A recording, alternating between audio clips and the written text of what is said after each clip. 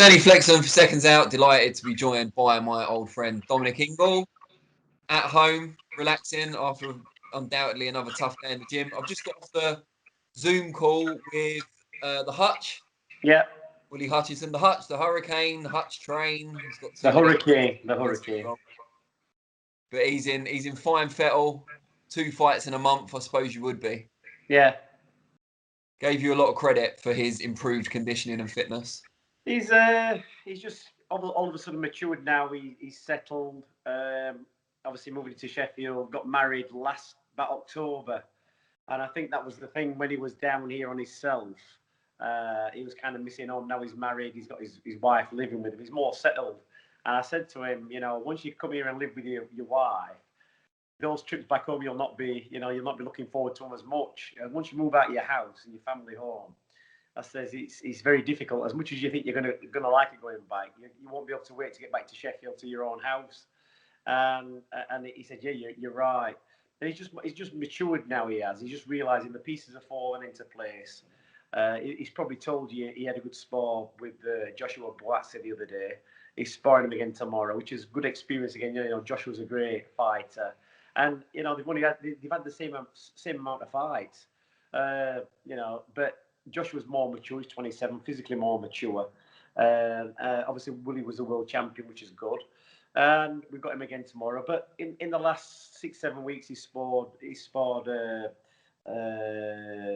Shaq Pitters, and he sparred Lerone Richards as well, which is good quality sparring. You kind of get a measure sparring, but you can gauge little bits from it. And I think just from that, and he also sparred Dex Spellman, who got beat the other day. So he's had some good quality sparring. And he's just realising what it's all about now. It's not about having a punch up. It's about being smart. It's about learning stuff, and he's learning off all these fighters, and he's making him a better fighter for it. So although his last fight was only lasted 2 minutes, and the guy was a last-minute replacement, it wasn't really about that fight. It was the whole process coming to that fight, making the weight, sticking to the diet, knowing he didn't know who his opponent was after his original opponent fell out, and he just kept focused. And I just said to him, look, you've got a date, you've got a fight. It doesn't matter who you're fighting. You just got to keep focused. It's the process you're going through, and you're coming in your career lightest weight as well, hoping to get down to 12 stone for this next fight, which he is. And that's more important than the fight itself or the opponent, no matter how it goes. So I think it all just fell into place with him. Let's go through some of your other fighters, starting with Kell Brook. How close, if at all, is Brook challenging Terence Crawford? It's hard to say because he's not. I only trained Kell, and I think he's, by all accounts, he's sorting this fight out himself. I don't think Eddie Hearn's involved, so I don't really know what's going on. But he's flown out to Fuerteventura yesterday to do some training out there. Obviously, I can't go because I've got Liam Williams fighting in 4 weeks' time, Witter in 2 weeks' time. So I think he just needs to change the scenery. But he's 34 years old now, and he's got to make his own decision what he does. So that's all I know on that one. What the plan is there, I'm not quite sure of yet. This isn't another split, is it? This is just a break. He's been back in the gym since his last fight. There was a big improvement since the fight he had when he left to the fight in February. But with fighters, it's when they coming to the end of their careers, you just don't know what's going through the mind. And we're never going to fall out. He's training in the gym. He told me he was going to Fuerteventura, and he's been out. He was out there a couple of months back. But I just can't take the risk of going out there because if he gets locked down, I can't come back here and quarantine for 2 weeks either. So at the end of the day, Williams and Willie Hutchies' fights were confirmed in front of Kell's. I mean, Kell's not even confirmed yet. So in the gym, we work to confirm dates, and that's just how it's fallen at the minute. If that Crawford fight does get signed and sealed, presumably he'll come back to your gym. He wouldn't train out in Fuerteventura with John Fuchs for that, would he? No, he's not. He wouldn't train with John Fuchs, and I don't think that's going to happen. I mean, Kell knows enough now to keep himself ticking over, and to be honest, weight-wise, he's in a good place. Training-wise, he's got a good level of fitness. I'd say, it's roughly 10 weeks of that fight. I think I can't remember what the exact date is in November. I'm guessing it's about the 2nd or 3rd week in November. But he's well in reach of making 10.5 stone, and his fitness levels, I'd say 75%. And he never used to spar, do any open sparring, until 6 weeks before, before he boxed, because that's when he was at his fittest. I see today he's done a few with Billy Joe Saunders, which you want to be too brutal, because Billy's not really in Billy. I've seen Billy spar way above his weight, 3 or 4 rounds. It's good, but at that place where they both are, it'll be more technical than anything else, because they're both not primed at the minute. They're not at the peak level of fitness or whatever. It'll have just been a move around and some technical stuff. For me, 10 weeks, in 10 weeks out from a fight, open sparring is not. I don't do it. It's usually 6 weeks away from the fight. That's when we start doing it. So we'll see. We'll see how the week goes and see if there's any more developments. But it's all on the internet. What I see, it's like Eddie and Vaughan Rupert said, "Do you know what's going on?" I went, "Not really, no." But I just train people for dates, and that's it. Kid Galahad, obviously in that mandatory position once again. Pandemic's come along and delayed things further. What do you see happening there? Well, whether it's common knowledge or not, the IBF have actually allowed Josh Warrington an exception to fight Kanzu, but okay. This has got to go on by the end of November, and so that's the cut-off point. If he doesn't fight Kanzu by then, he's got to face Kid Galahad by no later than the end of February. So, Galahad's never out of the gym. Looking at the stuff I've seen of Warrington, he doesn't look like he's going to make. To me, I might be wrong. He might be training away. He might shift weight quick. But from what I've seen of him, he don't look like he's going to make that day to me. And really, I think one of Josh's selling points as well is the crowd factor. And I would imagine Kanzu's not going to come over here for chicken feed. So it's going to be a big expense to the promoters to put that fight on for what it is, because Warrington's not bringing the live gate, and they'll probably be having to pay Kanzu a few quid as well. So it might not make sense to make that fight. So that's just another wait and see situation. We're prepared to wait till February with no fights with Galahad, because he's training well, he lives well. And as you saw after getting boxing Warrington last year in the summer, he waited a good 8 or 9 months and went in with a top level operator with Moreira and bashed him. So he can wait for that big fight. He can wait.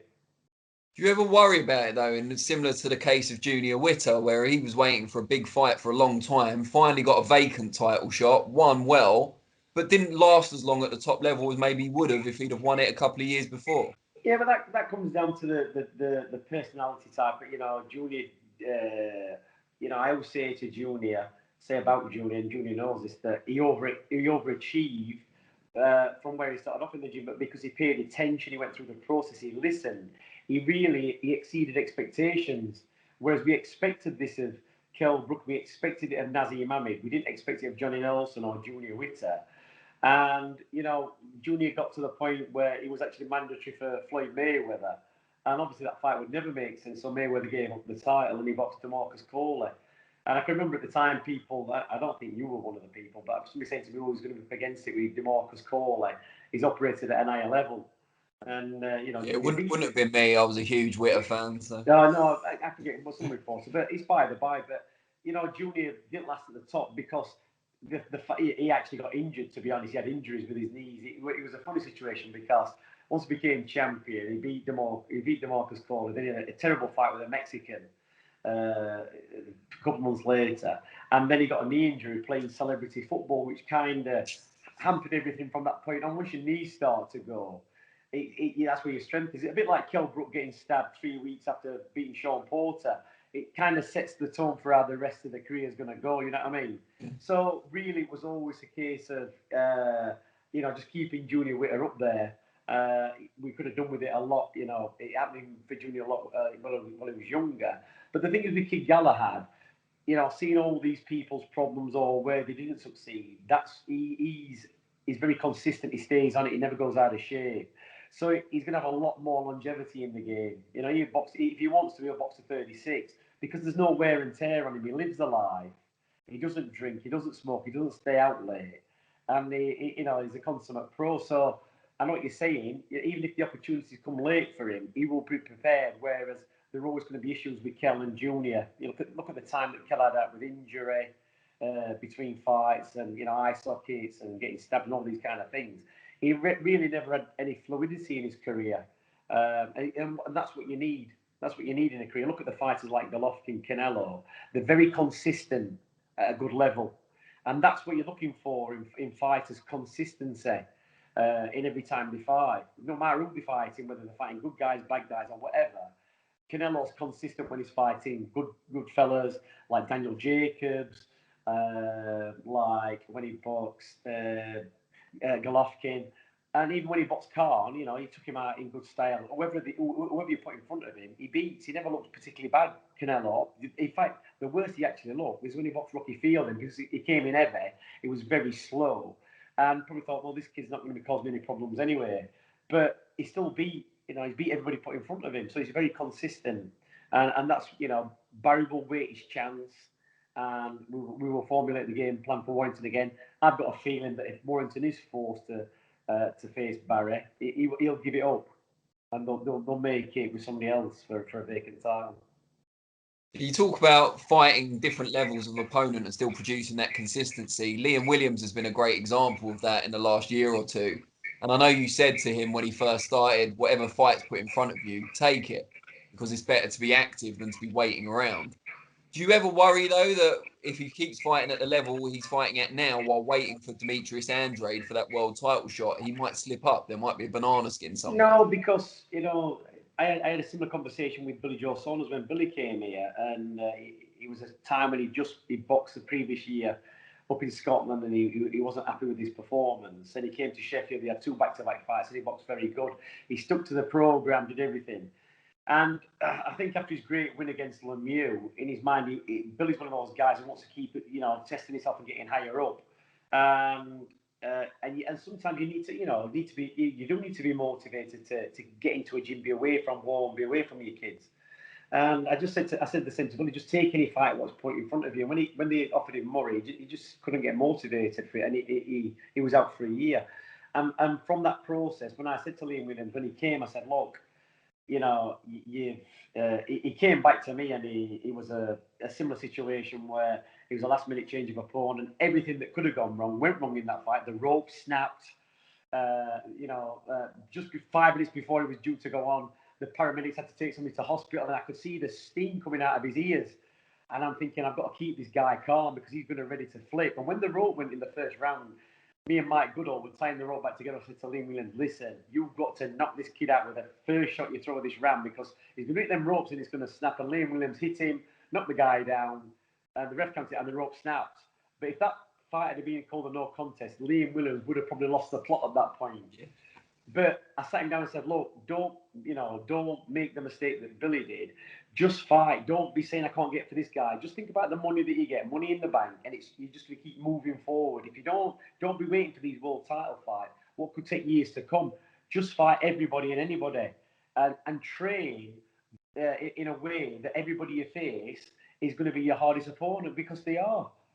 And luckily, he's had examples to look at, and he's learned off of that. So his work ethic is now different, because he's not allowed to go off the boil in between fights.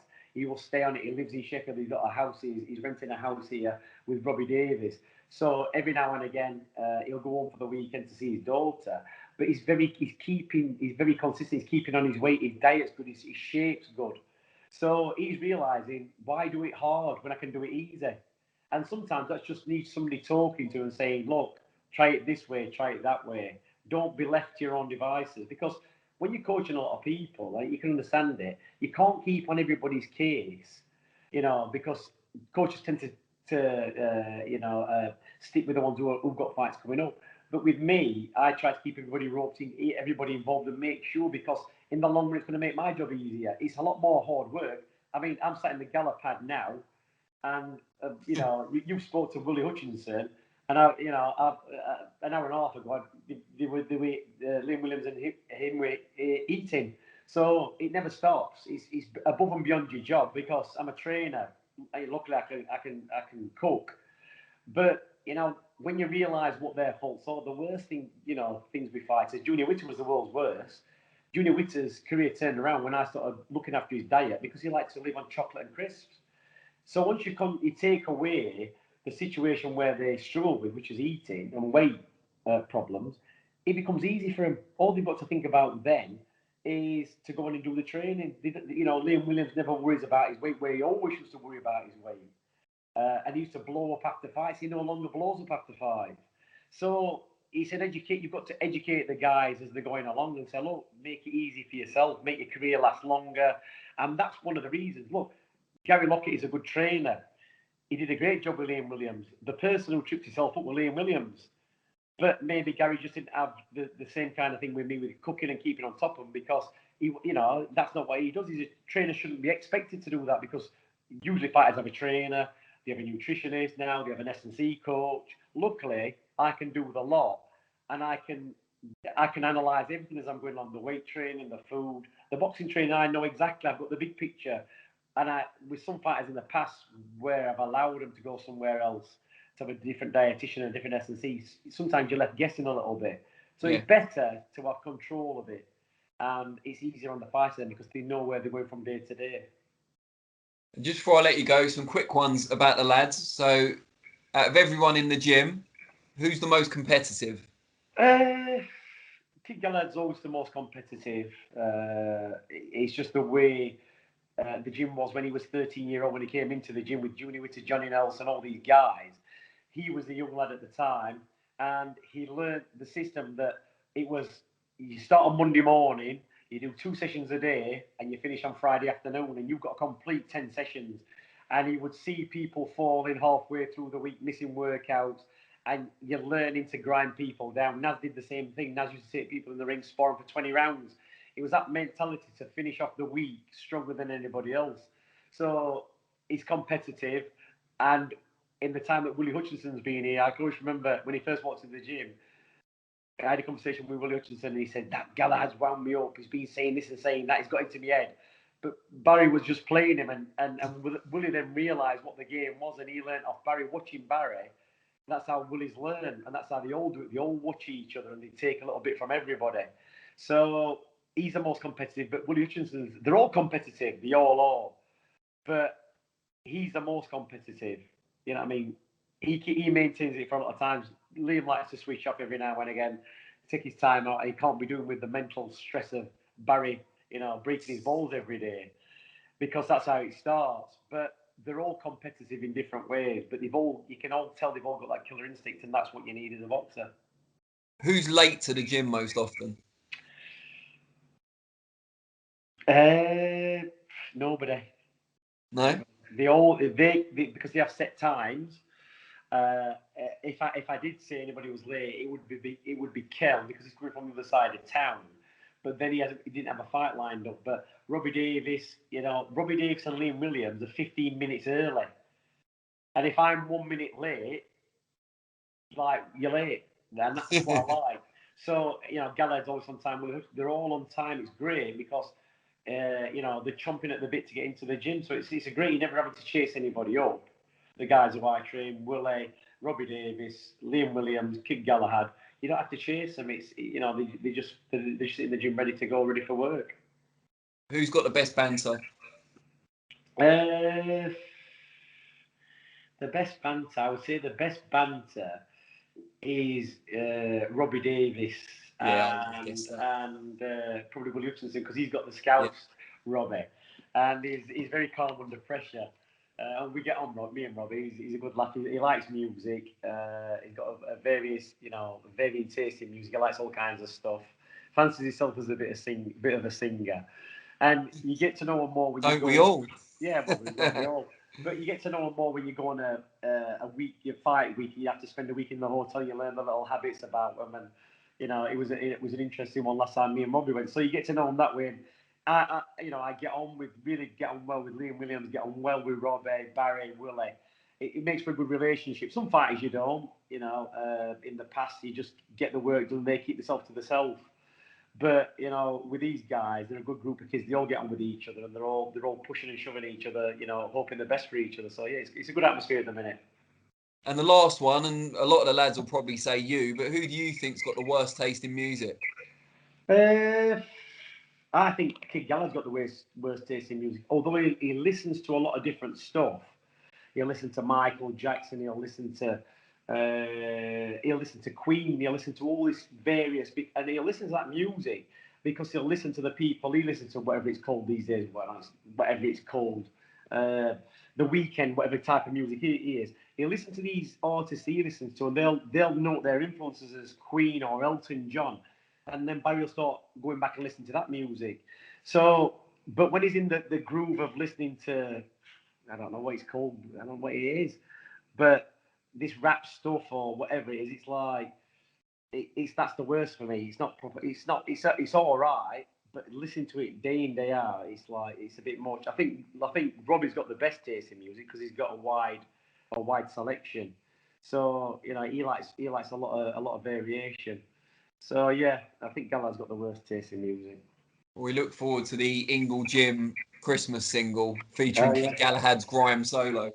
Well, we might bring you in for that one, Danny. They shifted a bit away and started to develop them. Now I'm allowed in the video. Good looks again. Yeah, we might be able to get you on there. Brilliant. Well, I look forward to that. Really appreciate your time. I'm now off to speak to Andrew Robinson, who you'll be getting acquainted with in a few weeks. Oh yeah, Andrew Robinson. Yeah, he's fighting Liam Williams. Yes, so yeah, I've watched him. He's a good kid, and it's his big chance. And it's going to be a good fight, I think. Let's see what he's got to say for himself. Well, no worries. I appreciate it, and I'll speak to you soon. Thanks, Danny. Cheers, mate. Take care. Bye.